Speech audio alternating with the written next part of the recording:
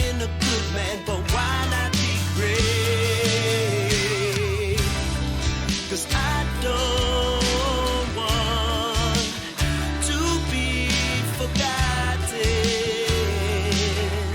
So I gotta do what I can.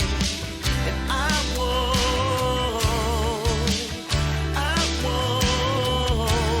make the mistakes that held me back. No,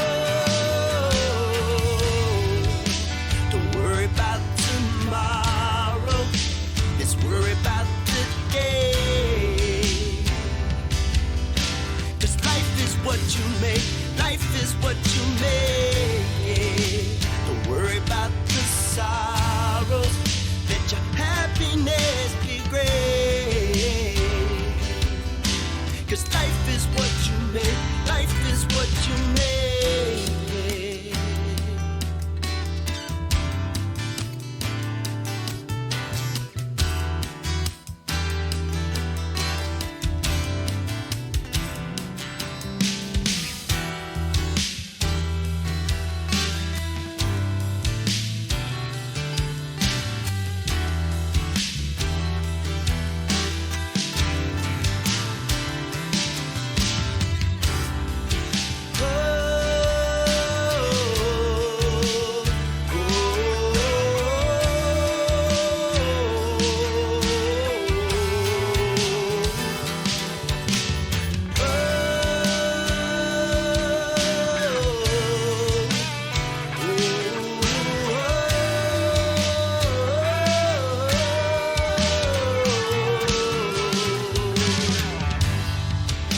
Don't worry about tomorrow.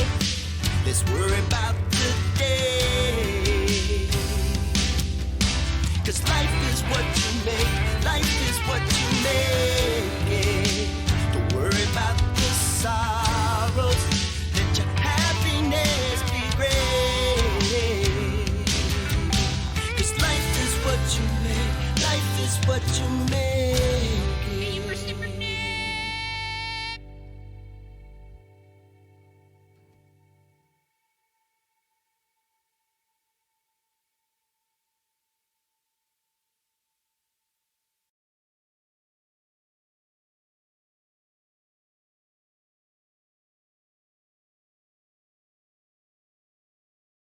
And said, hey man, I need to sue these people, and you knew in your mind this is not something to sue somebody about, and how is it one of those stories you have?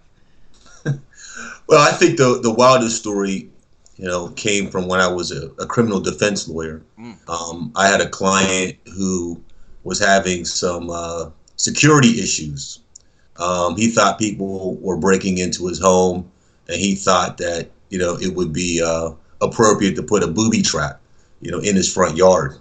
Oh wow! What? Some Indiana Jones? What? So he puts this booby trap in the front yard, and I guess there was some issue that took place at a neighbor's home, and the police are running through his front yard. They trigger the booby trap, and all these fireworks go off. And wait, hold on. So it was like a firework booby trap. Exactly. Okay, so what was it? Wow. Was it supposed to scare them away, or was it supposed to blow them up? Or okay. It was supposed to scare him away. Wow. And it ultimately got him arrested. So. Wow. Who made the call? The neighbors. The neighbors made the police. Call? The police were the ones that triggered the booby trap. Oh wow! Oh, I know. He caught a couple tough elbows. His head didn't make it into the car clear. He bumped his head on the way, and I know a couple of those things happen if the police set it off. Yeah, it was an interesting experience. We had to hire a couple of expert witnesses, and he probably spent about $20,000. Just trying to clear that situation up. So you can't. Lesson learned. You cannot booby trap your front yard with fireworks in Pennsylvania. Right. At least in Pennsylvania. Not if you don't expect to get arrested. Right. Spend $20,000 on lawyer fees. The cops were the ones that triggered it. So maybe if it was actually would he gotten away with it? You think he would have been like, oh, okay, like they just set off some fireworks. Maybe he would have got like a noise complaint thing or something. I guess we'll never know. Yeah, right, exactly. We'll I never guess know. The it's- cops got there first. Yeah. Cops got the first. Yeah, Yeah. it's all speculation. Hey, how's it going, everybody? It's Dev here, Coach B. You know who it be. And we got our special guest today here, Attorney Todd J. Hollis of the Pittsburgh. What is it? Todd J. Hollis Law. Yes, sir. Okay, down there in Pittsburgh. And you are a civil rights lawyer, DUI, and a personal injury lawyer as of right now, correct? That is correct. Okay, gotcha. We want to give a big shout out to Kiki today. She is taking over the producer roles today. We'll give her a little round of applause. Yeah, Kiki. Good Yeah, shit, Kiki. Yeah, you're doing great over there. Fantastic. Yeah, Kiki is doing fantastic. It's taking a little bit out of my hands, so now we can do more right here while we're working. Focus more on the show. Focus more on our guest. So today is MLK Day. So happy I would said Major Luther King Day. What the Martin Luther King Day? Sorry about that. I apologize. Right. You're forgiven. You're forgiven. So, yeah, and saying that, I mean, great. Like, every time a year this brings around, because, one, I feel like even the people that should know, like my uncles and everything, they think that today is actually like Martin Luther King's birthday. And I'm like, no, his birthday's on the 15th. Right. This is a day that the government set aside. It basically puts it on the third Monday, so you can extend your weekend and you can really look into it. And I'm like, how don't you know what this is right now? You know, your brother, which is my dad, he was a civil rights nut during that time. So how do you guys not know this? So a lot of people just mistake that a lot for it being his birthday. Yeah, you know, I just had this conversation with my daughter. Really? You know, we had to talk. Yeah, we had to talk about, you know, when his actual birthday was versus when we celebrated. So yeah, I get it. Right. I couldn't tell you either one, and I feel horrible kind of about it. Kyle Miller says, whoever set this intro up, you're a G. Thanks, Kyle. I appreciate that. We'll take it. We'll take partial credit. I made the things, but Kiki ran the show back there. So, again, give Kiki her props when it's due. Yeah, because again, I don't know. That was something we wanted to talk about too. Was our earliest memory of learning about like Martin Luther King and how we found out about it. Sure. Me personally, I actually showed Coach the video because he almost didn't believe it. But there's this cartoon. Do you know of it, Todd? There's a cartoon where Martin Luther King is like a teen, like a preteen. He's like 12 years old, and like these kids go back to the past. And they pick Martin Luther King up because they don't want him to die in the future. Oh, wow. And Okay. then they bring him to the present, like the present, and from the past. And whenever they bring him back, the world's all different, and all these people get it wrong, and it's like very, basically very racy. And like they put a lot of people in stereotypes. It was weird for a kid's cartoon, but that's what I saw it, and I remembered it for my first time in fourth grade, whenever I was going to school. And then I listened to the whole full speech of I Had a Dream. And Right. The 15-minute, I think it was 15-minute speech. Yeah. So that was my first time with it. I don't know, what was your first time listening to it? Well, you know, I'm quite a bit older. I remember I remember in seventh grade, you know, I was introduced to Dr. King. Obviously, I did I want to say a school project. You know, we were all asked to, you know, do something to commemorate, you know, Dr. King's legacy. So, you know, part of my project was, you know, reading books. You know, at that time, you know, there was no internet. I'm kind of dating myself. So we had to go to the library. We had to pull the books. I stayed up late nights, you know, reading about, you know, the marches on Selma, him going to jail, trying to, you know, visualize what that experience would have been like. You know, if I had lived it during that era. I mean, I was born in 1968, so you know. Same year he passed. Yeah, same year he was killed. Right. So you know, I was a baby, you know, at the time that, you know, he passed during that time period. So I just really wanted to kind of visualize that experience. You know, what it was like not to be accepted, not based upon the content of your character, but simply because of the pigmentation of your skin. That was a scary thought for me. You know, seeing the dogs and the police riots and The the water hoses. boycotts. Yeah, that was real to me. You know what I mean? And I grew up in a pretty tough neighborhood, so I questioned whether I would be able to maintain that peaceful element that Dr. King professed. So I had all of those memories, and I have to say that I'm better off for it. But it was a very interesting time period. Yeah, for sure. I'm a little younger, but in the age group, I would have been probably running around. I was a wild kid. I was running around everybody older than me. So, Hmm. but Yeah. my memory of it, like I got it at the time. I think, I mean, I'd seen pictures on walls. I was probably like 6 years old. I got it from watching the Jeffersons.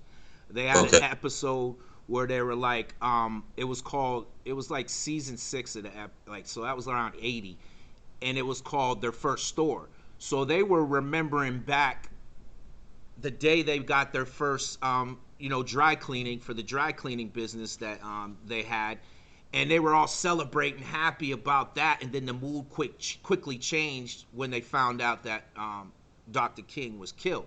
Like, Yeah. so it mixed that thing in me where I recognize, I guess I could say, looking back now, that was my first woke moment of understanding what was really going on in the world. You know what I mean? Like, Yeah. it Yeah. wasn't just everything's all good because I was in the protectance of my home or Sure. family or friends and stuff like that. There's some real things going on outside in society, because that episode, it had me happy, like, hey, yeah, the Jeff, they got a store, they're remembering back, and then the mood quickly switched. And I was a young person, and that stuck to me. So now that I'm looking up at the wall and I'm looking up at my uncles and everybody involved, I'm like, wow, I understand something now. Like, I felt like I was actually growing into something. And that was just one of those memories that always sticks out to me. You have memories from when you're young. This one's vivid to me.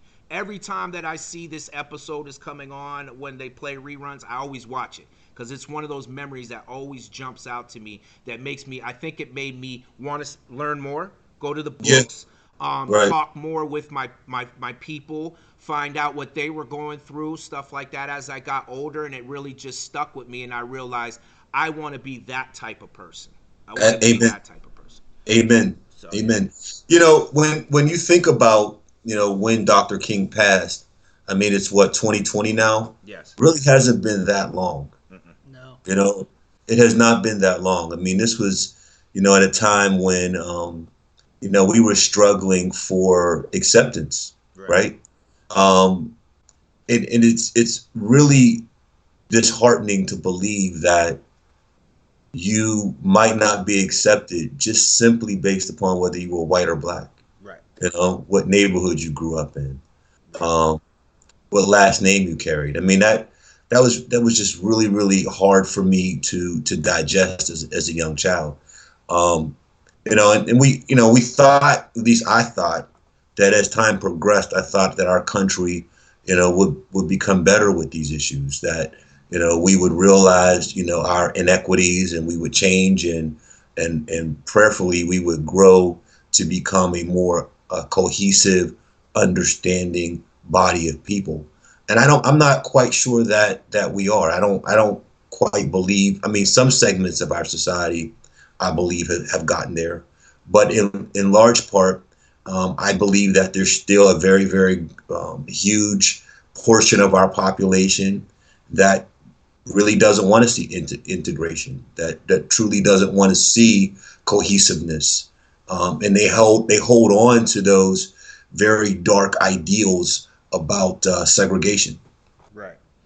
And it's a double-edged sword when it comes to segregation and integration.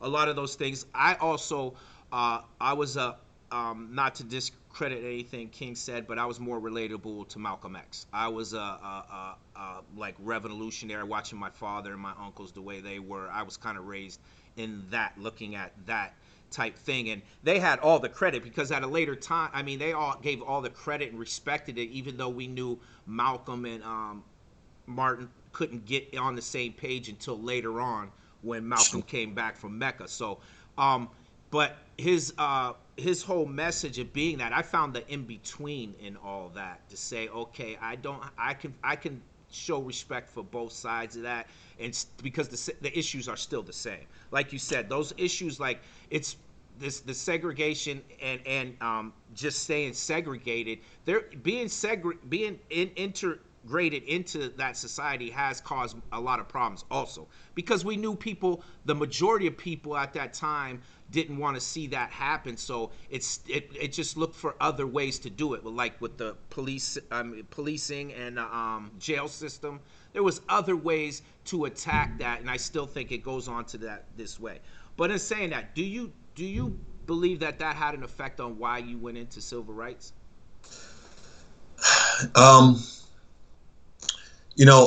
I grew up, not very different from other young black men. I grew up in a loving environment.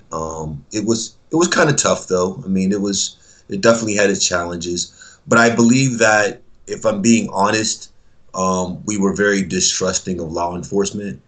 And I don't know that was an honest response. You know, police officers they're good police officers, and there are bad police officers. But, we grew up just being afraid of the police because that's what we knew. So we were very distrusting. I ultimately started my career as a criminal defense lawyer. Mm-hmm. And I found that the police were, they were average people like you and I. I mean, there were some police officers that grew up in black urban areas, and they were sympathetic to black urban issues. And there were some police officers that, never met a black person until they became a police officer. And they didn't quite share the same views. But for the most part, I would find that they were good people. So some of the idiosyncrasies that I held as a child, I learned that, there was a much broader understanding, and I needed to change my way of thinking, particularly because you're working with them and you need them to help your client. So we found a way to work it out. Now, in saying that, there were those police officers that I definitely knew were not to be trusted.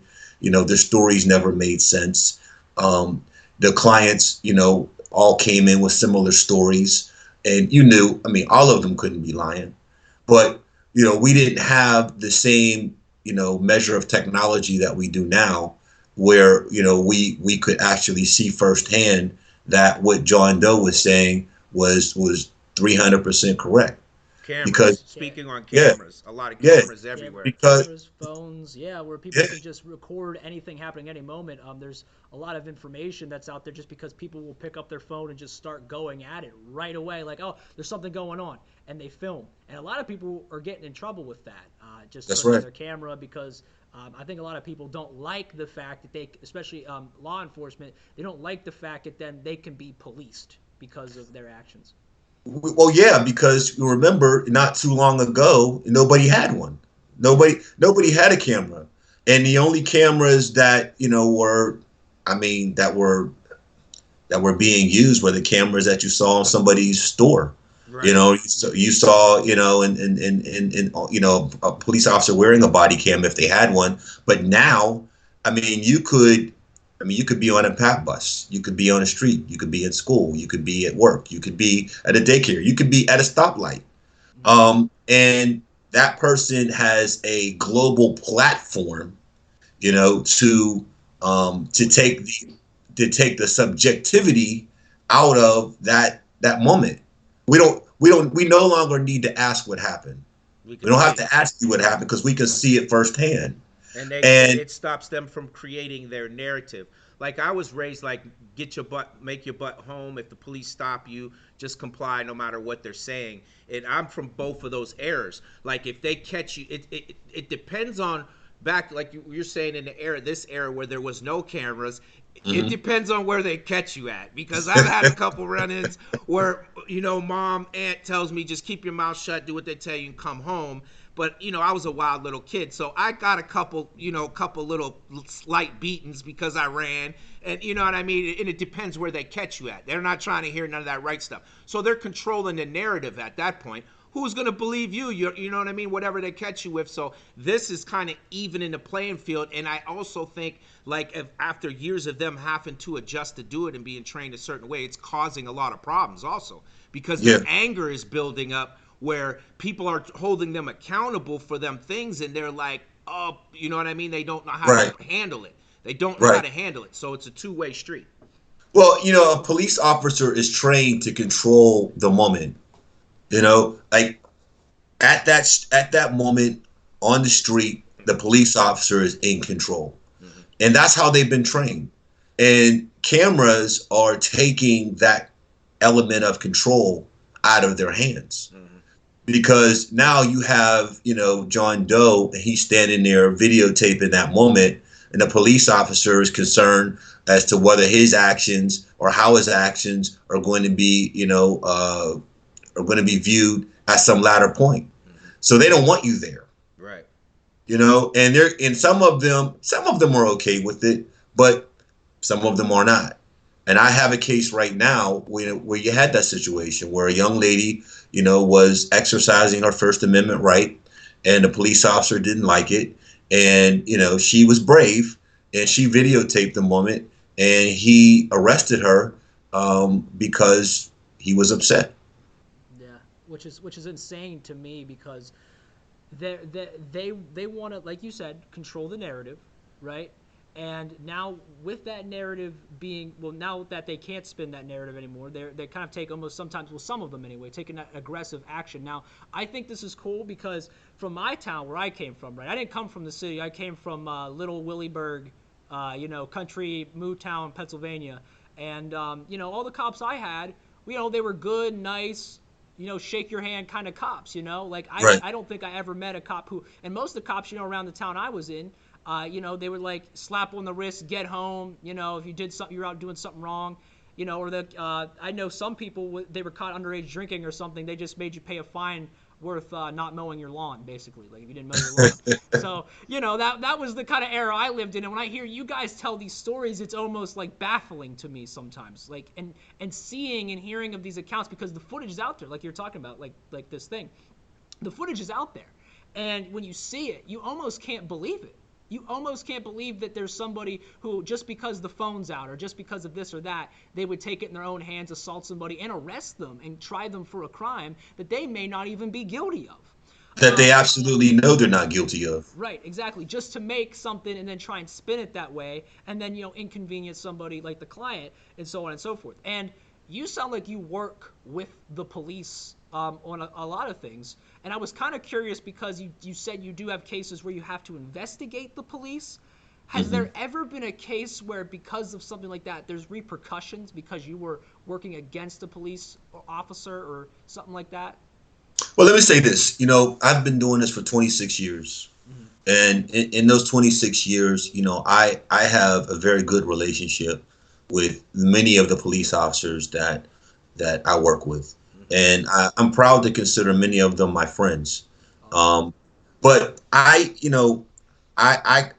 see it as black or white. They say that lawyers see many shades of gray. I do not. I see black or white.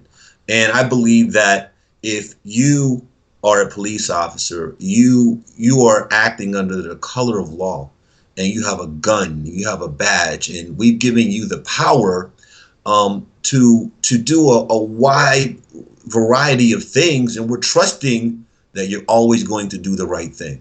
Now, if you make a mistake, I can live with that. But intentional conduct, to violate someone's civil rights, when that happens, regardless of our relationship, I have to hold you accountable. I mean, that's what the law is for. That's what my obligation is as an attorney. That's what my client expects. And that's how I hold myself out.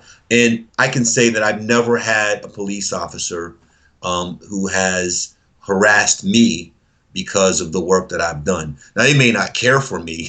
Yeah, They ain't inviting you out to Yeah. have a beer. Yeah. I don't get the invitations to the cookouts, Right. Yeah. but you know, they're honorable. They shake my hand, I shake their hand, and we do our jobs to the best of our abilities, and that's where it is. Yeah. And I can respect that. Like I said, I have an uncle that's actually a police officer in the city of Erie. Yeah, he's retired now, but he was like, I mean, we were running around being knuckleheads. Like, to me, it was cops and robbers. We were doing some above cops and robbers things. So I always respected the police. Hey, it's my job to duck you. It's your job to catch me. So it never took it any kind of personal. But my uncle was the type that he would pull up. He was one of those community policers. He would pull up and be like, listen, I'm going to tell you this one more time. If I come back around here, I'm not your uncle no more. I mean, we're going to handle this like, you know what I mean? We're going to handle it like we need to handle it because we're out there being knuckleheads.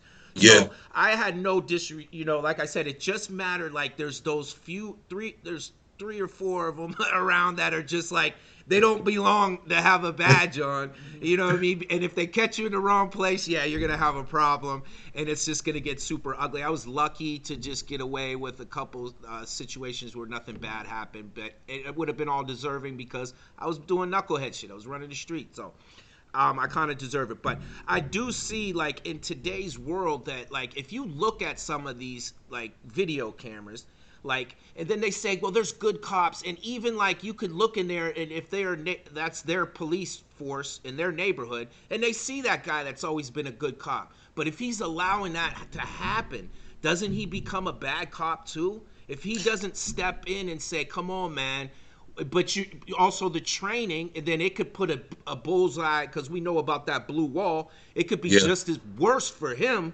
if he does something like that. So I think it's an issue that is still needs to be addressed fully, and it's just not being addressed yet. Well, you know what? I mean, everything that you said is 300% correct. I mean, I have been confronted with an issue where I reached out to a friend of mine that I've known for 20 plus years, and I asked him about information related to a case, and he told me he couldn't help me. And he told me he couldn't help me because it was dangerous for him to provide me with information that could ultimately subject him to negative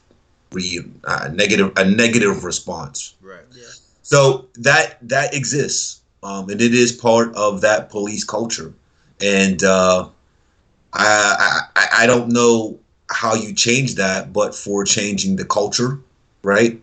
Better training. And it has to change at the top. Yeah. You know, normally it's the older police officers who are teaching the younger police officers. Right. And the younger police officers look up to them, and they provide them with the guidance. They assist them in writing reports. They assist them in investigating situations. You know, they tell them the things that you don't necessarily see on the reports. So if it's going to change, you know, that old mentality has to change at the top. Right. Because now they're getting their example. And I was going to say that's what's probably going to lead to it too, is you have those people that look up to the people at the top. And when they look at the people at the top, they're going to, again, learn those habits and things, which then they're going to perpetuate eventually to the next generation whenever they move up the ladder within the ranks of the police rankings. It almost becomes like a club in a sense where we have this ideology here. Now, I've heard of cop precincts and whatnot that have different or departments that have different beliefs and whatnot, but there can be some that, you know, it's almost like they have a dogma to hold maybe racial bias stereotypes and so on and so forth. Sure. So the only way you can really change that is, like you said, it's with the culture and at the top down, where you need leaders in a police department that don't hold those views, but rather upholding the law above all else. I think what you also need is you need to have a diverse police force. Yes. Mm-hmm. You know, yes. you need to have a police force that, you know, there are younger people who are from both inner and outer, you know, rural areas, you know, that truly represent the people. Because if you bring somebody in who's not connected to the community, I don't want to say they don't care, but there's no real investment. You know, whereas Devin, you know, where you lived at, you know, you probably went to school with, you know, the police officer that, that told you to stop. You knew his uncle or his cousin. Right. Maybe you Yeah. dated his Exactly. sister. His mother knew you, and that means a lot Yeah. because I probably knew his son's cousin's nephew twice removed. Like that's the town I lived in. Like you knew yeah, everybody. So like in a town of like 9,000 people, you are essentially the community. that's right. So I see what you're saying. Yeah. So when he says something to you, if he says, hey Devin, straighten up, buddy. Right. Yeah. Yeah. Right. you Yeah. know, you know that you could either deal with him or he'll be calling your mother. Yeah. Right. Right. I'd rather Exactly. deal with the police Be than deal subdued with my by mother. mom. Right. Yeah. It's like, You're like, all right, don't tell my mom. I'll do whatever. yeah, let's settle this here. Right. you For know? sure. For sure. Definitely. And you're absolutely right, because like you said, somebody coming from and it'll be a shock to them when they come in and see the things, because like I was raised to police ourselves. We policed ourselves. Don't ever call the police. There's no reason to call the police. Like somebody called it, but it wasn't going to be us.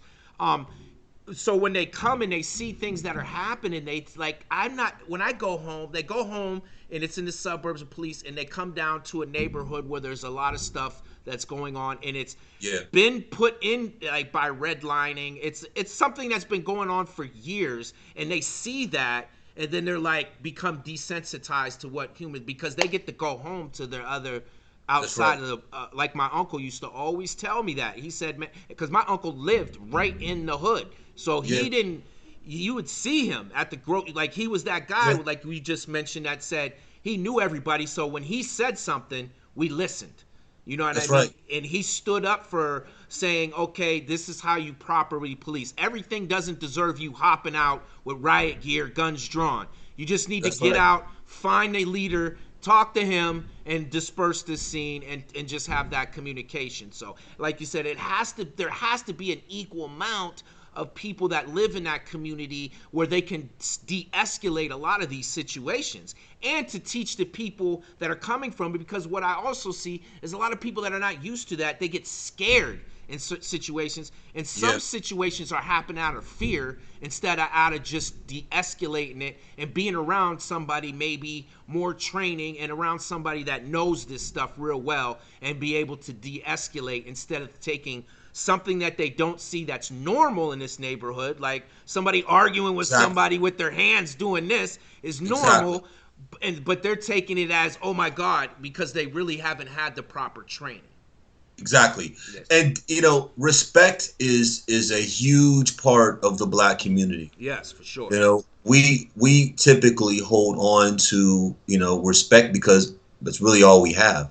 So if you talk to us with respect, 9 times out of 10 we're going to talk to you with respect. Right. But if you have someone that is not part of the community and you bring them into the community, more likely than not, it's culture shock. Right. The things that they see are very different from what they have grown to know, and they handle it differently. Instead of using your mouth, to de-escalate, you use tools of force is what I call them. You know what I mean? Whether that's your pepper spray or your baton or your gun, and that never de-escalates anything.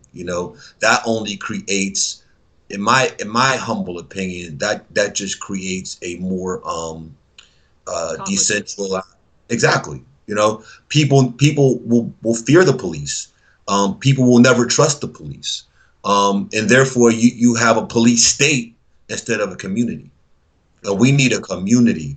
We need what you have in your neighborhood, Devin. We need Uncle Joe to get out of his cop car and say, hey, I know your mama, go home, Right. or I'll be calling her. You know what I mean? And we need, little John Doe to say, okay, I'm sorry, I'm going home. Right. That's what we need. So there has to be a give and take. There has to be an understanding that, we can trust our police force, to always act in our best interest. Unfortunately, I can't say that we have that. And when that happens, I exist to make sure that police officers are held accountable. Held accountable for what they do and what's going on there. What was I going to say? Oh yeah, so I kind of want to switch gears just a hair. Coach, you didn't have anything else to add to this conversation, right? No, I kind of wanted to switch gears a little bit because you're a civil rights lawyer. So I wanted to ask this. Now I'm not saying it's impossible, but has a white person ever come to you stating that they were racially how would I put it? They were racially discriminated against, and that they were trying to sue for something? Well, I mean, I represent all colors of the rainbow. Right, which is cool. I'm just curious because, like I would often hear that argument that's, I mean, there's no instance where that could happen. So you don't have to tell me the case, but I would like to know. I've represented a white person who was subjected to excessive force, but I've never represented a white person who claimed to have been racially biased. That would have been biased. wild. What do you mean discriminated against? Is that what you meant to say? Because I mean, someone could be racially biased, but Well, isn't that what discrimination is? Yeah, I guess you're right. Yeah, it's the same thing. But not them. They in themselves are not the biased ones, is what I'm asking. No, they're subjected to racial bias. Oh, okay, yes, yeah. So you never had that. Okay, I'm just curious. I've never had that. Okay. That would be. But that happens, you make that a TV show. Milk it for all it's worth. Because if it happens, it would be hilarious to me though. If somebody walked in and said, "Hey man, I was racially profiled. I went to a barber shop and they said they wouldn't cut my hair." I wanted corn. I went to the court. I went to ask, "Can I get some cornrows?" And they said, "Hell no." And I was like, well, "What the hell?" So I was like, "That's BS. They're rejecting my business on those grounds." Me and Coach joke around because I'm a ginger. I'm a redhead. And redheads actually make up about only 1% of the world's population. So we're like the biggest minority, in a sense, in the world. So, I makes you a unicorn if you ask me. That makes you extra special. Yeah, right, exactly. That's how I see it. Don't tell him that, bro. That's Don't how I tell see him. it. That's how I see it. But Coach and me joke around because like he'll say something like ginger or something. I'll say, "You can't say that. That's our word. You can't say that." That's our word. You can't say that. And it's like only we can do it. I'll make sure I don't say anything. I don't want you to sue me. I don't want you to hold me responsible. If that happens, I'm gonna get a lawyer and I'm gonna come back to them and I'm gonna be like, I'm gonna be that white civil rights case. Be like, he discriminated upon the basis of the color of my hair and the whiteness, the very whiteness of my skin. Well, see, I don't go to the barber shop anymore, so you won't have to worry about, what I mean, me being there with you. Okay. Like, give me the but I understand your pain. Give me the number 6, bro. No. I'll take the first fade. You're right. Give me no. I don't. When you guys literally said the number 6, had no clue what you were talking There's about. a poster on the wall. That's because you've never been to the black barber shop. Hey, when we come down to Pittsburgh, we know gonna take them. We gonna take them to the barber shop. Listen, I'll keep the hair long, and maybe someone can actually put in like cornrows or something. Like give me like some dreads. I don't know something. Right. You won't get that at the barber shop. No, you would have to go to like the female shop for that. Yeah, you got salon. You gotta go to the salon for that. Oh, okay. See, I'm learning some stuff here I never knew. Yeah, another question too. Like you being in the civil rights, we know there's a lot of stuff going on in Pittsburgh in that county jail, right? Just in the past week, I think what's been going on with Jay-Z, I think he's been doing it for a while now. He's just fighting a lot of prison reform and trying to work those things out. I see that he filed a lawsuit against what's going on in Mississippi. Do you think that that would bring impact? Will that have change for him taking that to court? I'm not sure how that would work or if you've been involved in something. But do you think him bringing that lawsuit and how big he is and powerful with the lawyers and all that, do you think that would bring some kind of change? Absolutely. Absolutely. I mean, he's a $1 billion, corporation with, resources, influence. He changes cultures. Right. And, I mean, let's be honest. I mean, the more money you have, the louder your voice is. So, yeah, he's absolutely going to evoke some change. To what extent, that culture changes remains to be seen. But I think that we all need to get behind Jay-Z. We all need to get behind civil rights change because, like Dr. King said, I mean, injustice anywhere is injustice everywhere, Right. right? Yeah. So, if we don't stand behind, these movements, then what happens in Mississippi will likely happen in Fayette County or Allegheny County or, Louisiana or anywhere. I mean, Right. Colin Kaepernick, last I checked, is still unemployed. Right. Yeah, right, exactly. Well, hell, we were talking about him. I don't know. Do we want to start the Colin Kaepernick? Well, that'd be a rabbit hole. Yeah, like I said, bro, we could go down that for forever, There's a whole bunch involved in that also, because once the money comes across the table and you take that check, to me, you gave up on that, whatever you were fighting for. That's what Colin did. And then they tried to spin the narrative. I think there's a lot that goes into that that's more than we're privy to. Well, he took the check, but I mean, he was denied of his ability to work, essentially through collusion. I mean, I haven't yet been denied of my ability to work, but I mean, I still got bills. Right. Martin still had bills while he was, pushing the civil rights movement. Right. So he had to rely on donations, and Colin Kaepernick rightfully filed a civil rights lawsuit. I mean, that's what he's supposed to do. Well, I was gonna say, if I'm not mistaken, him taking that settlement, wasn't that basically like the hush money to say, like, okay, you're gonna drop this whole thing and you're gonna move on? Maybe I'm mistaken. You know more about it, but I thought that was the case for him.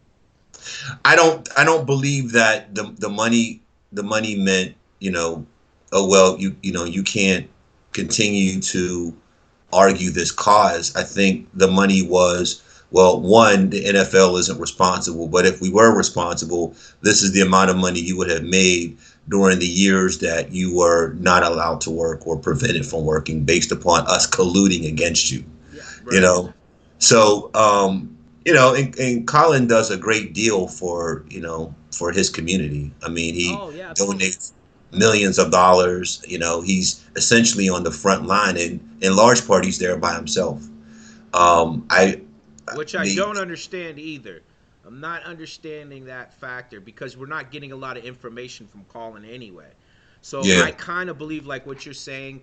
I at first believed when he took that money they had a clause in there until they had this tryout for him before, because he was talking cash shit. In this one, he was saying everything that was going, you know what I mean? He was saying what was going on, and I believe if he signed something saying, they would have came after him. Also, that he doesn't talk that much anyway. He doesn't come out and do the press tour and go to the normal spots and say, this is what's going on and all that. He keeps to himself and just keeps working. So in my manner, I also think like they're just not gonna agree. They're gonna say we got so much egg on our face as the NFL. Here's your shot. If you don't do it our way, we're just gonna end it at that and say that was your shot. You know what I mean? So they can just say, okay, we wipe our hands of it. We're moving on with not the intentions on hiring them anyway, because it's the same good old boys club that are the owners, and they have to actually make that decision together. The NFL really doesn't have anything to do with it. You know what I mean? They can't stop that club from doing anything. Roger Goodell has very little power that we think he has. He's just there as that person that says, we have to have a face. We're going to pay you $35 million a year, but we're still going to do what we want to do. Until that is broken up, it's never going to change. So most settlement contracts come with confidentiality clauses, right? Which means that you can't discuss the terms of that settlement. Mm-hmm. So automatically, I knew he wasn't going to be able to discuss it. Right. I think that my take on that workout that Colin recently had is a little different, because there were black coaches that were slated to watch Colin work out, that had been invited to watch his workout at that NFL venue. And then when Colin changed it because he felt the NFL had too much control over that setting, they then refused to watch his workout because the NFL wasn't behind it.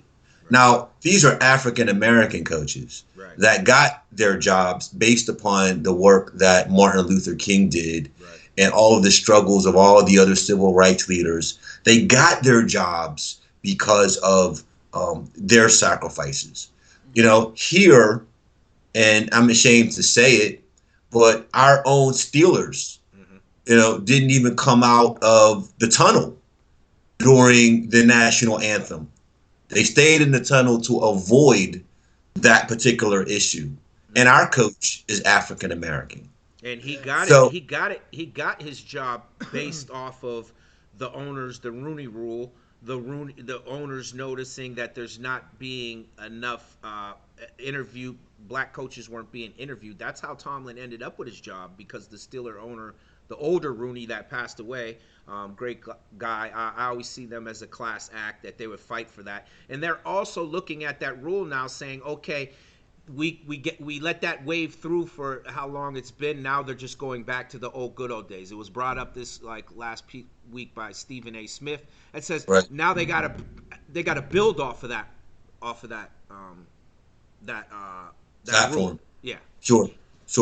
Well, Martin Luther King is the father of the civil rights movement. Mm-hmm. So, Martin Luther King basically died to see the three of us sitting at a table having this discussion. Right. Because in the early 60s, that would have not happened. It wouldn't be happening. And I think that's great for a younger generation. That's why we do this show also. We're on this topic of something like this, is because he would never understand it. You could know what you see, but you wouldn't be able to understand it. It's not far removed from us. Like our age. It's not. Our age and our grandparents, and maybe his grandparents know what it was like back then. Like, you know what I mean? Like, even me, is my memories, like I said, how I know Martin Luther King. I know things that were happening that, like, I was being told, like, no, you can't go over there and play with this person because of who they were. That's right. What color they were, and you had to walk in a certain neighborhood. You couldn't be caught up there because of what that stuff was happening in my lifetime. And they think it was like when somebody says to me, you weren't a slave and nobody, I'm like, yo, what the fuck? Excuse my language, but what does that mean? What are you saying to me? I know what discrimination feels like. So it's good for people like Deb saying, coming from his background, that he can say, hey man, I sit down and have these conversations. You can't tell me that. I can tell you this is what I've seen coming out of peoples that have been affected by it, not by what my people that are totally biased just saying all the time around me. You know what I mean? And just to interject and add to that, because my small town, I'm not outing anybody, I'm not going to say anybody, but there are racists and closeted racists and people who like to act like they're not racist, but they're clearly racist. From my area, from where I come from, and the thing is, and the reason, I think part of that reason is because where I come from, the black culture is basically non-existent. My high school, we might have had 3 black kids in the whole entire high school. Sure. And of course, that's not saying much, because my graduating class was like 50 kids, but that's saying a lot. Like, there's not a lot of black presence in there. And matter of fact, the parents of some of the black students that were at my school, they weren't even in town anymore. They were being taken care of by their white grandma, adopted grandmother, whatever. And, so those kind of things are interesting to me, because as you guys are talking, I never hear about the scenarios, right? Because I don't ever see these things happen. I don't ever see them play out. But I hear people with their opinions, their subjective view, their stereotypes that they like to oust out onto black people and stuff, and then they want to act like, and then whenever like you're sitting there and you're saying like, oh, that's racist or whatever, and then they'll bring up things like, I'm sure maybe you guys have heard of it, but like they'll say there's a difference between a black person and the N-word or something like that. That's something I'll hear, and I'm like, what are you talking about? Because okay, there's a difference. Great. Why are you only referring to these black people as that? Because I've never seen you calling these white people as that, if that's the definition you're going to use, right? Yeah. And it doesn't, and it just doesn't, it doesn't gel well, basically. And like I said, like he said, like we do this show to have these conversations because it's great to learn and see, the world at a bigger scope than Farmtown, USA, Pennsylvania. So I I tell you what I'm disappointed in, and I'm probably going to take some heat for this. Oh boy. Is that Martin Luther King died to essentially take us to a better place, and I don't think that his sacrifice has. Yeah, we're failing. We are failing his memory. I mean, for our team to remain in the tunnel to avoid dealing with a social civil rights issue, that is very disappointing to me, particularly for a black coach that got his job based upon the sole sacrifice of Dr. King. Now, I'm not saying that, Coach Tomlin isn't a dynamic coach. Clearly he is, but he lost me on that day. Yeah. Because I expected him to address that issue because it affects people like me. Right. And the reason why I fight so hard in the courtroom, not just for black people, but for any person. I don't care whether you're gay, whether you're white, black, Puerto Rican, Mexican, because I believe that everyone's civil rights are important. Right. Right. And just so, go ahead. I'm sorry. So the legacy of Dr. King and what I know him to be in my heart, I don't believe that we are carrying the sacrifice and the tradition that he died for. Right. They said, I can't remember. Somebody said it. I think it might have been Most Def that said that he would be rolling in his grave right now if he's seen the way we're treating one another, because it's a crab in a barrel effect that we have, especially in the black community. Like, you can see it in every day, and like with the rap music that's going on, like it's just piss poor representation of what really goes on in the community. Like the best of the community is not being pulled out. Just the bad part would be putting on the front line, and it's distorting our kids' vision on what really goes on through a lot of systematic things that we all know is happening. Like, and I think like, and it needs to. Those things are direct. And that's one of the reasons why I do what we do right here, is because future leaders that are sitting right here, like I have 20 years on you. You have 20 years to make a difference and build off some of these things that we're not able to do, and bridge those gaps to get people to say, hey, it doesn't have to be like that no more. We don't have to allow these things. Like, I do a lot of coaching with the youth, and I do not allow it. I mean, I had kids from different neighborhoods. It was hectic. Kids from different neighborhoods that would otherwise be fighting themselves. Once they leave that practice field, if they catch each other on that other side of town, they're going to be fighting. But they were peaceful, and we had to find ways to break that and say, man, this is not what you have to be doing. Like, you can't do this. Yeah. To get out of this situation. You'll never get out of this situation doing these type things. And I think that crab in the barrel mentality, we have to take ownership of what's going on right now. Like the things that are, everybody has their choice as to being, once they get to a certain age, to make the right choice. But if you weren't taught that there's other choices to make, you only see certain choices, and we are the examples of that to our younger people, nothing's going to change. Amen. Amen. Amen. Yeah. Todd was like, that's all he had. Amen, bro. Amen. He's like, that's it. I mean, I could, all I could hear in my mind was, that's 300%. That's 300%. I mean, we have to care. Yes. We have to care about our place. I mean, we have to treat one another civilly. We have to want to do that.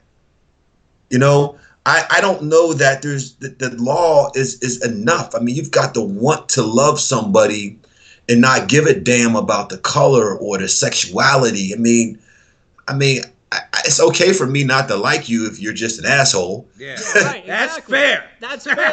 That's fair. But for me not to like you based upon where you grew up at and all this other nonsense, that's just too much work to me.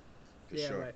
Well, actually, for a lot of people, it's just simplistic. It's just, you're different, I don't like different, and that's it. I mean, because coming from where I come from, there's not really any diversity at all. There is no diversity. Well, I need to come to your cookout. So next time you have your cookout, Right. You Yeah. let me know. I'll be up. I'll bring the chicken. Yeah, for real. Like I said, please bring it, and make it the best chicken that everybody ever had, man. Because, like I said, these people, I'm not joking when I say that though. Like, because there's no diversity and there's nothing different there, and because they grew up with people in that community that have the same views that some of their views are stuck in the '60s. Right? Amen. So then they don't want to change that view. This is what they grew up with, and then the minute something new comes into that mindset, instead of changing, right? This is what this show is all about too, is trying to come together, maybe even change your side to the other side of the bridge, right? Right. Instead of changing to the side, because they know that it's wrong to hate some, because that black person over there or that Spanish speaking person over there, they're people just like you, but you rather stereotype them and put them in their own thing. And to be honest with you, like, people joke about stereotype stuff, and that doesn't really bug me too much. The Dave Chappelle thing where he's talking about that. But it's whenever in your heart that you're acting as if you don't like people based solely on that purpose, not because you make a little sly joke, a little comment, something here, but because you genuinely don't like them. There's a hate in your heart, and that's what sickens me. Too much energy Yeah. to hate. It's Yeah. too much energy. Too much work. Yeah, Too much exactly. work. It's too much work to do that. And it goes to those things people just like. And I found, like, we know going back to slavery days that there was a lot of people, white people, that did not agree with none of that. But the power structure, they actually helped and they fought in those causes all the way up to today. Throughout that, they've been fighting for those causes and helping with that, but it goes into the power structure, because the real story behind Mississippi Burning, if you ever seen the real story behind that movie, they talk about that. The minute that the feds came down there and gave everybody an out, they wanted the out. All those people were like, I don't want to do this. I don't want to teach my kids this. Can I get out of this? Yes. Tell us what we need to know, and we will dismantle all of it. And that's what they did. Most people were just like afraid, and they were being ruled by fear, and they just felt like they had to do those things. And I think that's what the majority is, like Dev has mentioned. If they don't go experience other people and see like a person is person, just like you said, I've seen the most loving things come from the most hoodest dudes I know. In the worst neighborhoods, they like, if a woman is walking across the street, no matter what color she is, in her bag, she's an old lady, they're helping her.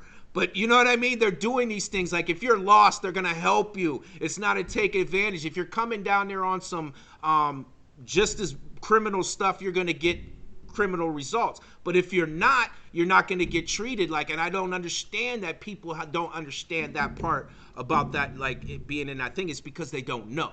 They're being told something like we're discussing for generations and generations without going to experience it themselves. Sure. Yeah.